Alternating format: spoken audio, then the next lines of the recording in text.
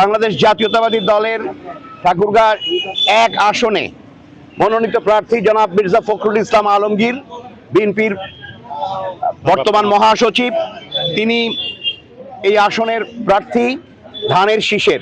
তার পক্ষে আমাদের ঠাকুরগাঁ গভর্নমেন্ট বয়েজ হাই স্কুলের, তিনি যেহেতু ঠাকুরগাঁ গভর্নমেন্ট বয়েজ হাই স্কুলের ছাত্র ছিলেন, ঠাকুরগাঁ গভর্নমেন্ট বয়েজ হাই স্কুলের 79 এবং 78 ব্যাচের সকল ছাত্ররা এখানে উপস্থিত হয়েছেন এবং তারা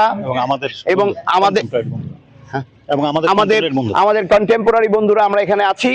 আমরা এখানে সবাই মিলে ঠাকুরগাঁ রিভারভিউ হাই স্কুল থেকে একদম পুরো রাস্তা সত্যপীর ব্রিজ পর্যন্ত আমরা রাস্তার দুপাশে ধানের শীষের ক্যাম্পেইনের জন্য আলমগীর সাহেবের পক্ষে আমরা ক্যাম্পেইন শুরু করেছি।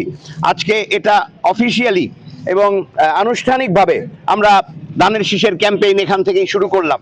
এরপরে আরো বিভিন্ন অঞ্চলে বিভিন্ন জায়গায় ক্যাম্পেইন হবে, সেই ক্যাম্পেইনগুলো শুরু হয়েছে। আমাদের আনুষ্ঠানিকভাবে আমরা এখানে আজকে সকাল বেলা দুপুর 12টার মধ্যে শুরু করেছি।